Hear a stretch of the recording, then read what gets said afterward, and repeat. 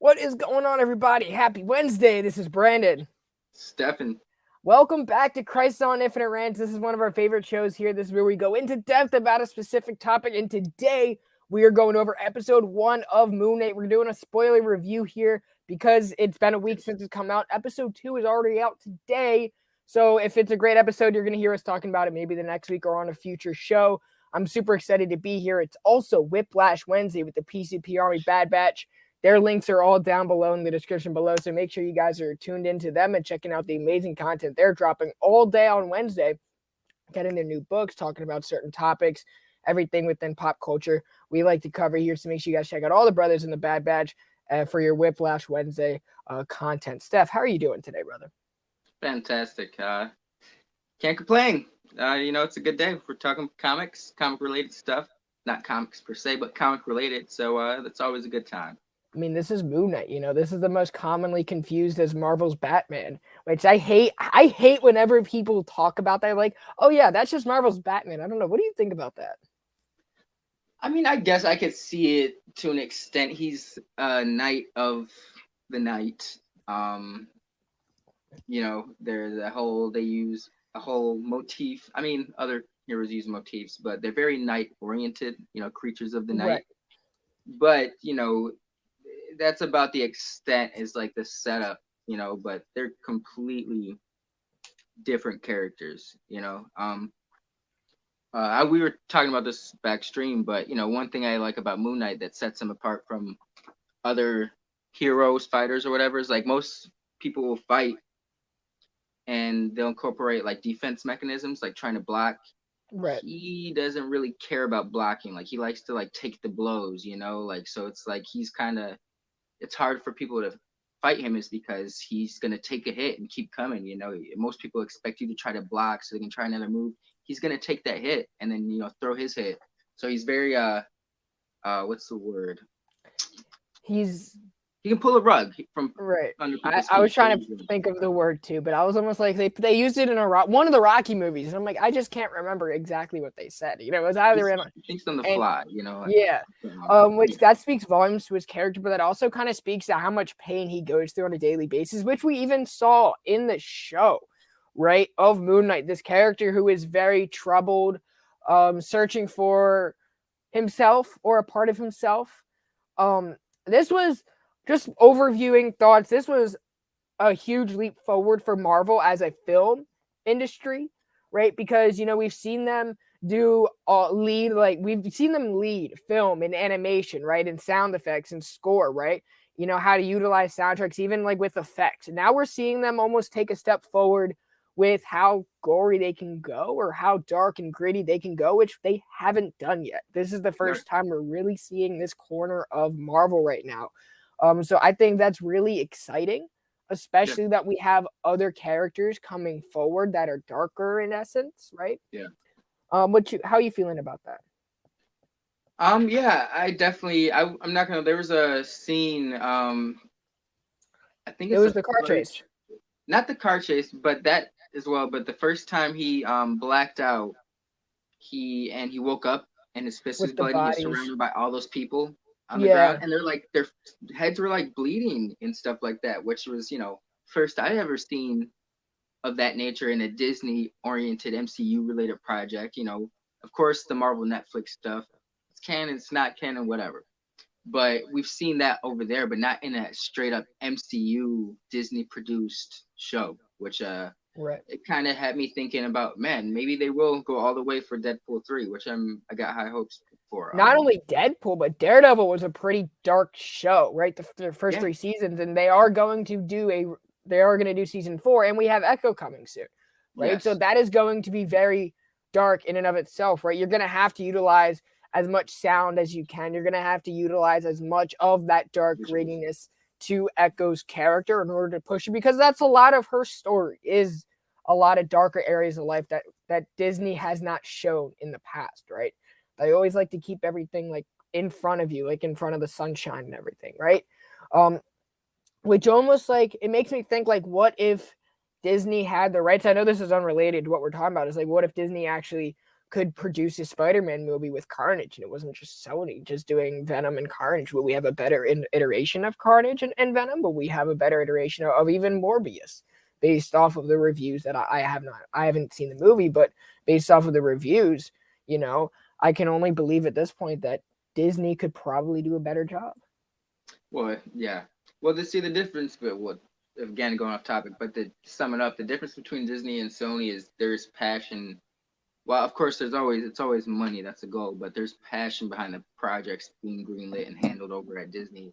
While at Sony, it's all about money. Who's attached to Spider-Man that we can use to try to emulate the Marvel model to make money. You can tell at the end with the byproduct at the end of the day.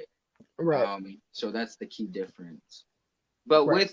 with Moon Knight, that being said, speaking of Disney handling things so well, this was like their first new property, I want to say. Like, WandaVision, Loki, Hawkeye, these are all previously established characters, under the MCU banner and stuff. Right. Like under Falcon, a new Winter Soldier. Yeah, Falcon, Winter Soldier. Forgot about that one. But these are all characters we've seen appear elsewhere in mostly the movies, primarily the movies. But this was a first, and I think they did a really good job at integrating. It felt like you could tell it's part of the MCU, but it doesn't feel like anything that's ever been done. Right. It kind of has it's almost like when you look at a Star Wars spinoff and you're like, that's Star Wars, right? You just kind of look at this show and you're like, that's very Marvel-esque, but it's also different. It takes itself off in a different path. If you've never even heard of Moon Knight, I think it's very welcoming to the character. Absolutely, yeah. I think they do a great job at portraying exactly what they want to address with this character, which he does have multiple personality disorder. I thought that was very well handled. I thought the history, the history, the Jewish history and the Egyptian history were very well handled in this first episode. And I am Jewish, so I was really looking forward to seeing how they would do that, right? Because that's not a very commonly known aspect of Moon Knight or Mark Spector. It's not highlighted at all in the comics, really, because his religion is so tied to Khonshu, which is tied to Egyptian, right? Jews and Egyptians kind of parted ways after the Passover story, But I thought that was really well handled. Oscar Isaac, who, speaking of Star Wars, has killed almost every role of pop culture he has been in. He's the man. He is the man. I like the I can't wait to see what I feel like they're gonna go all the way, because if you see him in interviews, he sounds super passionate. You can tell he's a fan. So especially they've even kind of showed we're gonna get Mr. Knight at one point already, so we can expect him. I feel like we're gonna get like Jake Lockley. I was surprised that they start. I feel like, of course, they're gonna unravel more as the season goes on, or the episodes. The first season, it's 6 episodes, so it's got a lot of work to do. But I feel like we're gonna see more Mark Spector. I was kind of shocked to see that they started off with like Stephen Grant, even though we saw it in the trailers. I thought we were gonna at least get like a clip showing him being Mark, the origin of him, being a mercenary. Right. I thought it was going to start off with him being Spectre and showing, instead of us doing the Lost thing, and we're getting flashbacks and glimpses to the past, which it seems like the route they're going for. Right. I think like that kind of works in their favor, because we are new to him, right? Even a lot of comic book readers are new to Moon Knight. He's been, if you thought Daredevil was obscure, like Luke Cage, right, Jessica Jones, Iron Fist, and Netflix heroes were obscure, Moon Knight is even more so, I would say. I think it is safe to say that. I did like how at the end they tied his origin a little bit to the Werewolf by Night comics.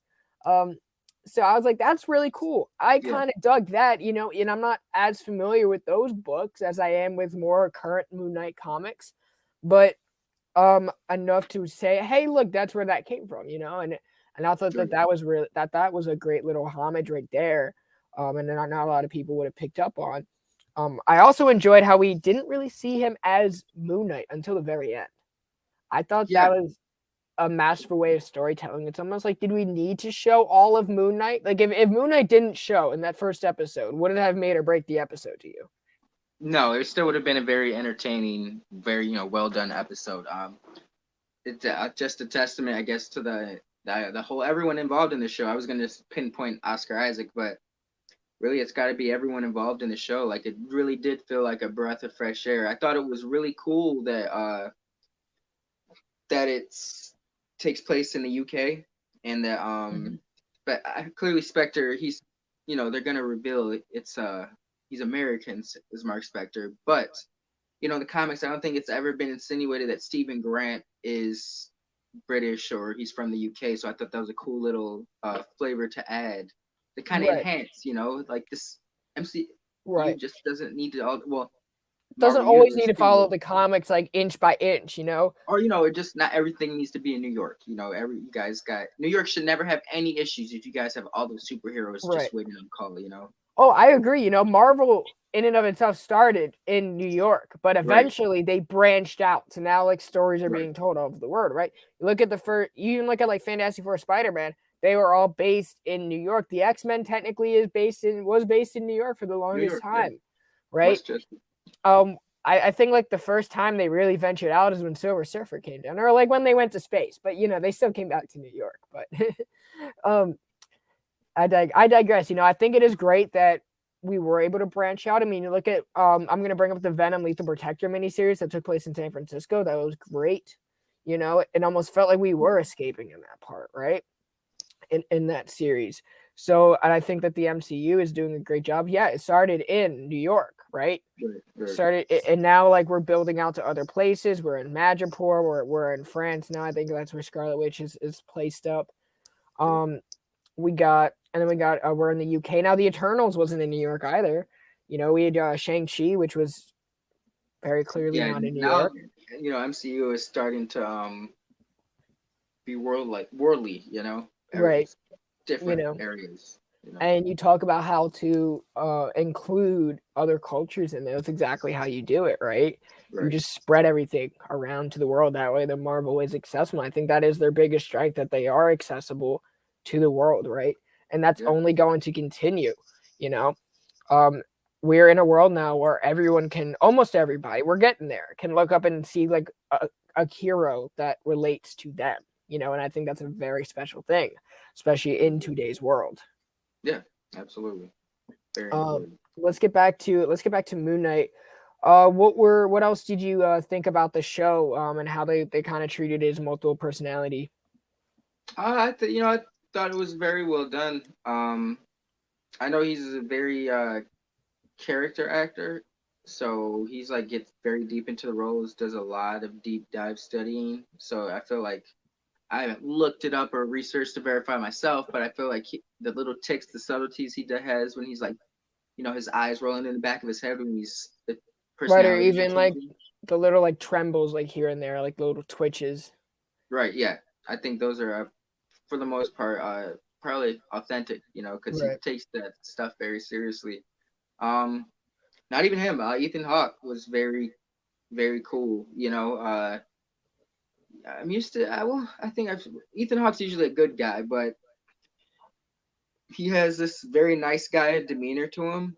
So I think it like works in his favor for him playing this villain, because it's like he seems like this comes off as some sort of messiah almost to these people, but even though he's so kind and how he's very calm in his presence, but his demeanor, but you can tell there's something sinister behind him. So right, or like there's more depth to these characters than what we've seen, and I think that this show does a great job at informing the readers of the character, exactly the characters they are going to use long term in this show.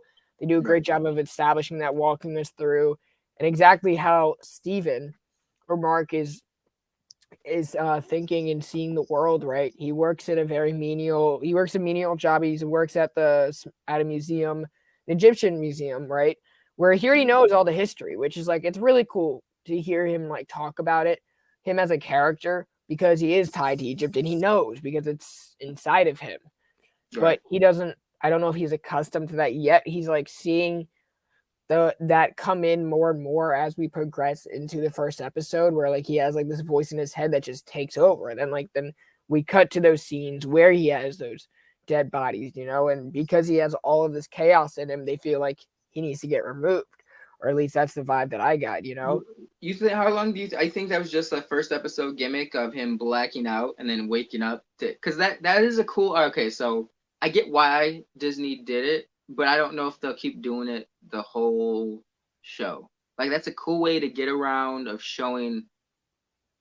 Because he's a very violent character, So the damage he's very, he's like Batman and the Punisher mix. Like he doesn't care about breaking main. If you're fighting crime, you do something. Long story short, he's skinned a dude's face off while he was alive. Okay, so just to give you an extent of what he's willing to do, like he does not care. If you're paralyzed because of some of the stuff you've done, he loses no sleep over it. So he's a very violent character, so I get like him blacking out the cuts and showing the aftermath of the damage he's caused. But I don't know if I wonder if they'll stick with that gimmick the entire show. I don't think they will. Well, but it is an interesting way to dance around it first episode. I want to know exactly. Well, what's really curious that you said is when he cuts back and he's like his normal self, and I put that in like little quotes, right? Because I don't know if he is his normal self to begin with right now, and he's not, right? He doesn't really remember him doing it. He just sees that, oh shit, I did it, but I got to keep going, right? It wasn't until we saw him turn into Moon Knight where it was like, oh shit, this is really what happened, right? This is what he's really doing. But I don't think that he can recall, right? Like if he just ran and then woke up somewhere else the next day, I don't think he would be able to recall exactly what's going on, right? I think go on. Oh no, I was gonna say, like the fear of not knowing what's going on with him, right? Missing dates, missing phone calls, not knowing other people that are trying to call him. It's making him it's creating that very psychedelic vibe in the show. Yeah. I think that's something they're gonna answer with next episode though, or at least the third episode is the I don't think that's gonna be a thing if they Moon Knight seems like if they don't go for a movie, they're definitely gonna have a season 2. But I don't see that being a thing in like further seasons or so. I think they're gonna like wrap that up. Like they're gonna show us why he's been blacking out. Like it's gonna be maybe like a plot element to the show. Right. Oh, I think we'll get immediate answers for that too. Mostly because you can't just keep stringing that. Okay, yeah, he's blacking out. He's Moon Knight, right? I think fans, now that we've seen him as Moon Knight and we've seen him doing all that action, seen him getting all gory, I think we're gonna want to see that continue, right? Or a lot of fans are, right? So we can get attached to this character, like see what he can do. Because a lot of people have never heard of Moon Knight before, right? And they just saw the last 10 seconds of the episode, like, oh, that's Moon Knight, right? So just kind of adding that to him, I think that is going to be I think they're going to dive. The answers that are going to be more long term is his ties to Khonshu and his ties to his religion, rather than his ties to Moon Knight. I think they're just going to be like, okay, yeah, he turns to Moon Knight with something that takes over him, right? But I think we're going to get more explanation to what exactly that is and how that ties into his job and the events going on in the first episode. I almost said first issue. You'd be wrong. It's a comic book related show, so might as well. Yeah, no, I see them doing that. I thought Khonshu was pretty cool too. They didn't really show his face. I don't think they showed his face. They showed the beak. Just the beak. Okay. Was it like a full panel, or was it just like? No, he was there. He like showed up and then disappeared. Remember, like the whole bus. Oh yeah, see, I'm thinking of when he first saw him when he was in Switzerland, and he like walks up behind him and he turns around and he like disappeared. You only saw him from like the neck down. Okay, I'm gonna go back. I didn't rewatch that, but that's why. Yeah, I probably did because I feel like I did see it. That's why I'm having flashbacks. But needless to say, I thought he was pretty cool. The voice sounded familiar. I've got to look that up, but I almost wasn't expecting that kind of voice, but it fits. I liked it. I thought he was a great Khonshu. I want to see more of their interactions. I thought it was great when he was like, "Oh, look, the idiot's back in charge." It was pretty funny. Right. I dug it. I really dug the action sequences. I thought the car chase was really dope, especially like on that long, windy road. I thought that was the way that they shot the show was great. I dug it. I like the score. The score was a really underrated factor. Sometimes there would just be dead silence. I think that they almost dabbled with it being a little bit horrific in genre, right? But not completely going overboard, which poses the question: Can they go for doing like we talked about earlier, Deadpool 3, and keep it PG-13 and achieve the same things? Or are they going to try to switch things up, and using like they're trying to get more dark as a film industry? Let's see them trying that. What was the question? Oh, I was gonna say, like, do you think like they're gonna do the same things for Deadpool 3 with the blood and the kind of more of the horror and diving deep into like those darker elements that they haven't before? I think if they're going to do it for Moon Knight, they've got to, or probably going to go a little harder for a character like Deadpool 3. I was talking about this with someone last week, but I was like, Deadpool is not really a character who works when it's outside the R rating, like frat boy jokes, like vulgar jokes, adult humor. But he did have a PG-13 movie. It was like Once Upon a Deadpool or something. It was like the first movie came out around Christmas. It's PG-13. It did well financially, so there's money there. But I definitely think they want to keep true to fans and get the most out of a character's property, and that in order to do that, you would have to keep Deadpool in a darker setting, something like that. I think Moon Knight is a very good indication that they're trying. It might not be immediately, but they're trying to get there. Take baby steps to. Right. We do want to see Deadpool or Daredevil, for example, beating someone's ass like he was in the Netflix shows, and because when he was beating people's ass, he was getting himself beat to a pulp, like it was bloody. We want to see stuff like that because it enhances the story. Right. We know what he's going through when we see the licks he's taking. Well, we don't, but we can try to imagine. And I think Marvel, Disney definitely want to try to abide by that, I guess. And this is definitely a good indication that they're interested or trying out to be in a darker realm. Oh, 100%. I think this is going to be a good test run for how dark they can go, even like a test run with Moon Knight, because Oscar Isaac is not contracted to continue his role as Moon Knight after this show.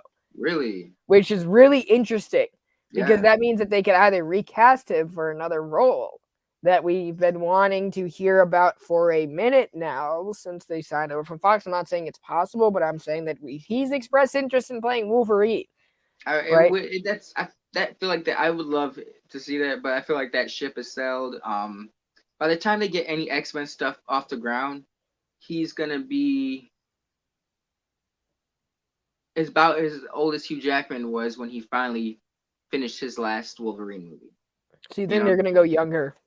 Yeah, I definitely think they're gonna. If they're not gonna bring back, they want, unless you're only gonna plan on using them for maybe one or two movies, maybe a movie and a few show side cameo projects, casting someone in their 40s or in their late to mid 40s for a franchise role isn't wise. I don't think it can't be done, but it's just not wise. Like Wolverine is someone they would want to put everywhere, so you want to get them, the most mileage you can out of your actor. Wolverine, Hugh Jackman, it's scary to say, he was younger than me when he was cast as Wolverine. Like he was 32 when he was about 33, 34 when X-Men the movie came out. That's crazy. Crazy, yeah, crazy.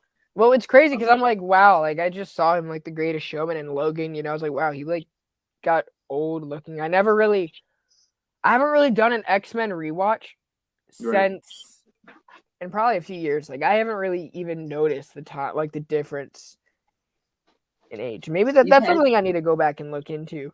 I see it, but it hasn't been drastic where you're like, damn, man, he's still playing Wolverine. But you can definitely see it when you go back and look at the first Wolverine, like X-Men 2000, 22 years ago. Right. And Logan was 2000, what, 18, 17?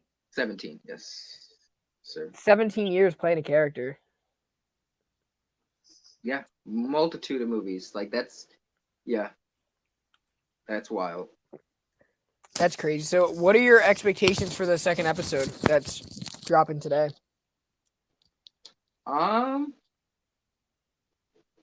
think it's because I think they did such a good job of kind of setting things up. Like you said, it wouldn't have hurt if we didn't get Moon Knight the first episode, but it was only for like the last minute or two. I think because they made us wait for that, we're gonna get a lot more Moon Knight this episode. But hey, we might not get.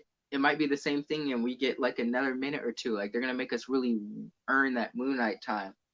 But that wouldn't be bad because so far this show has shown that you don't need that. Like Oscar Isaac, the whole situation, everything's already interesting enough without him putting on the cape and cowl, running around with the moon emblem on his chest. Yeah, I think we're gonna get more backstory for Mark Spector, second episode. A lot more backstory. I agree. He just learned that his name was Mark, or is relearning that his name is Mark. So he has to like go back and look at these whole new possibilities. I don't think he's gonna set foot in America until probably the last episode. Yeah. Or maybe the penultimate, if he ever decides to go over to but let's say he does. Who do you think would be the first person that he meets?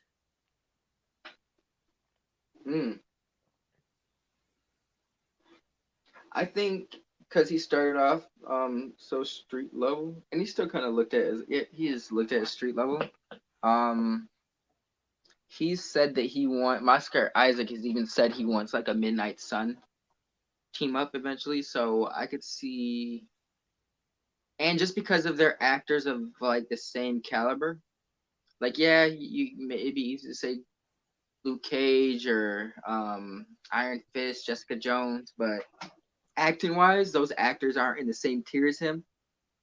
Blade though, Mahershala Ali, that actor is in the same caliber as Oscar Isaac. So I feel like he would want like a Blade Moon Knight. Like, Blade Mahershala Ali is older than Wesley Snipes when Wesley Snipes did his last Blade movie. So that's why I was like, when are, luckily we're getting some traction on it now, but for the longest time I was like, you guys announced Mahershala maybe like the summer of 2017, 2018 is Blade, and we've heard nothing about it, and he's, like I said, older than Wesley was when he did his last Blade movie. So like, what are your plans for Blade? Is he gonna have one movie? Is he gonna make a bunch of cameos and other things?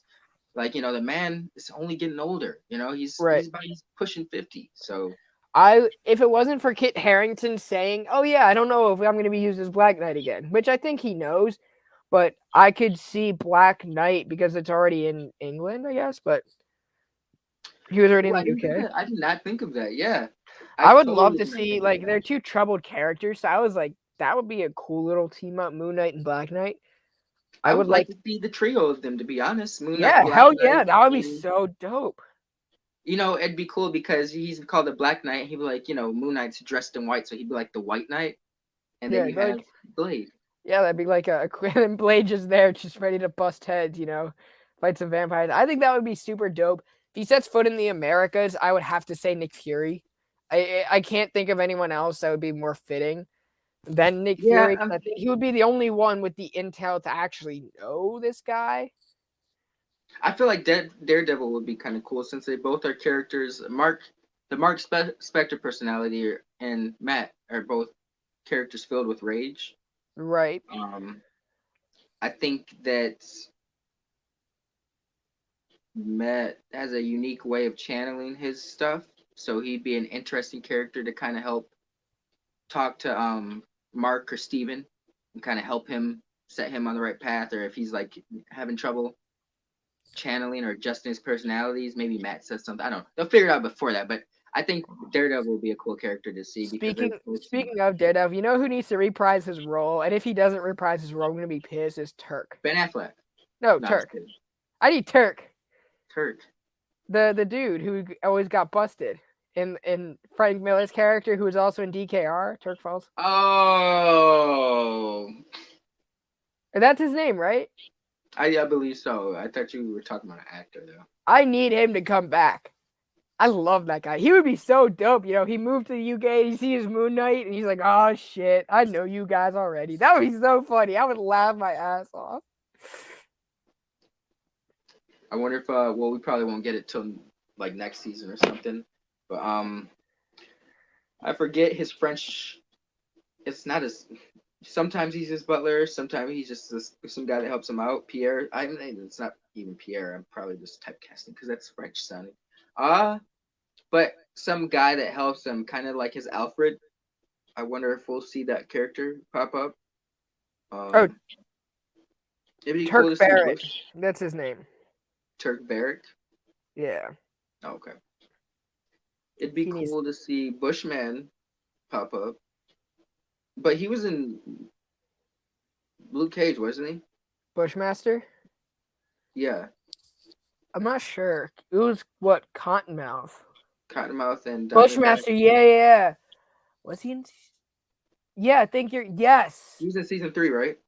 Yes. Okay.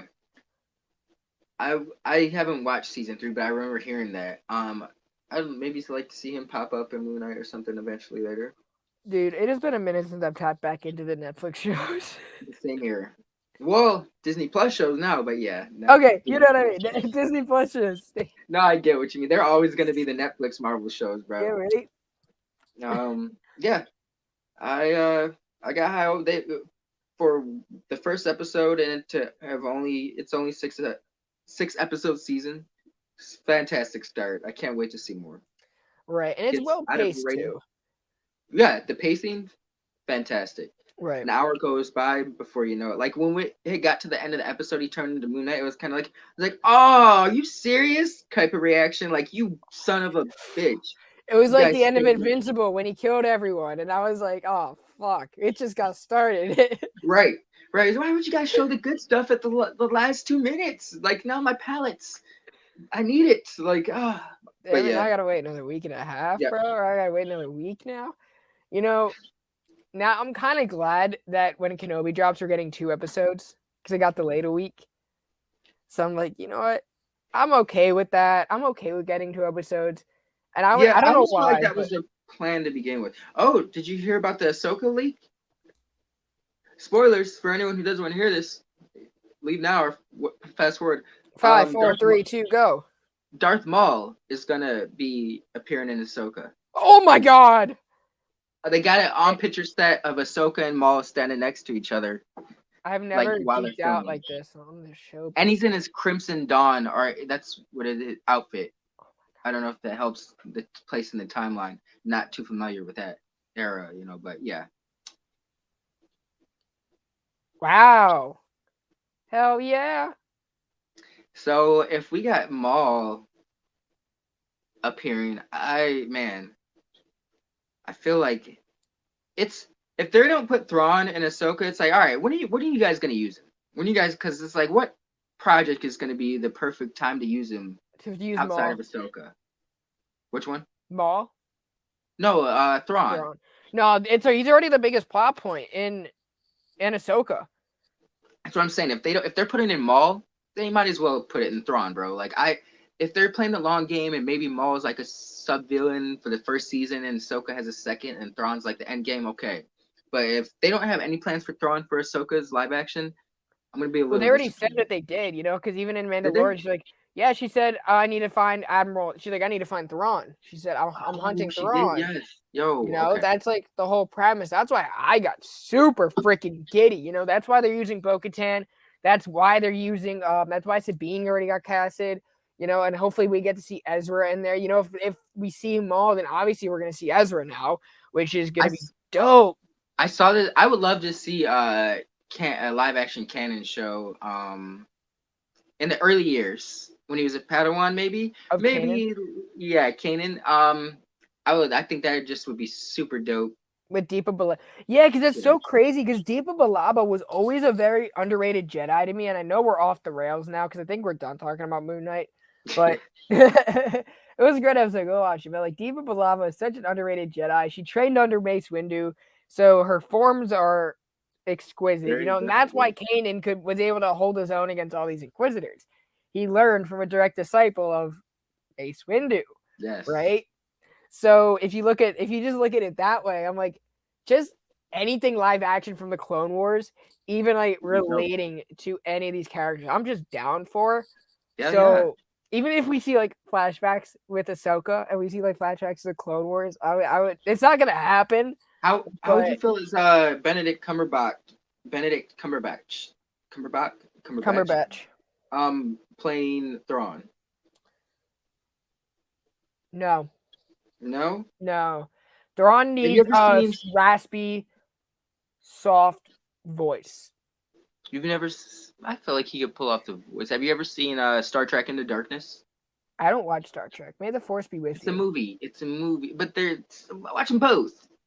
Trekkies, I don't know what Star Wars fans are called, but Trekkies, Star Wars fans. But no, yeah, I've only seen him as a bad guy in that movie. But he kind of, you know what it is? I think have you ever seen his Sherlock Holmes miniseries? No, but that's okay. We'll get you on Andy Serkis would be the best Thrawn. Even though we already seen him play Snoke.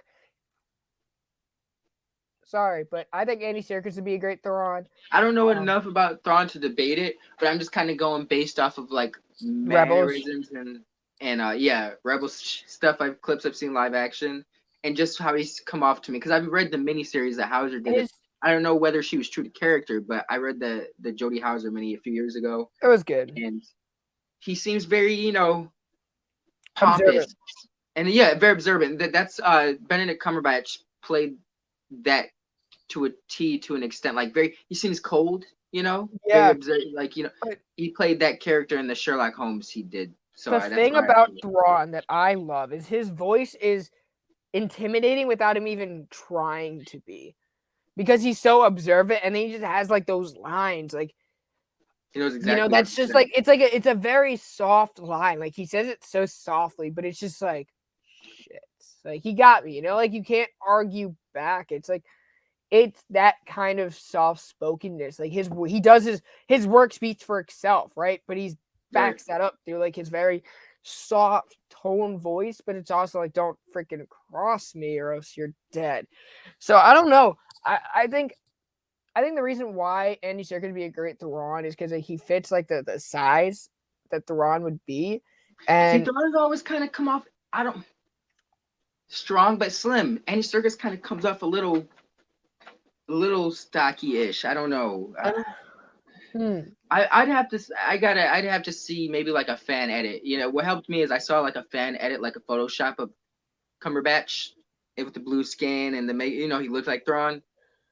Right. I wouldn't put it past Serkis because he's a fantastic character actor. Look at his resume, like that'll prove it, But I don't know. He's very he can kind of slide into any role, and I was looking for more of like a distinct type of actor. You know who can he was in Days of Future Past. Oh my gosh. Michael Fassbender.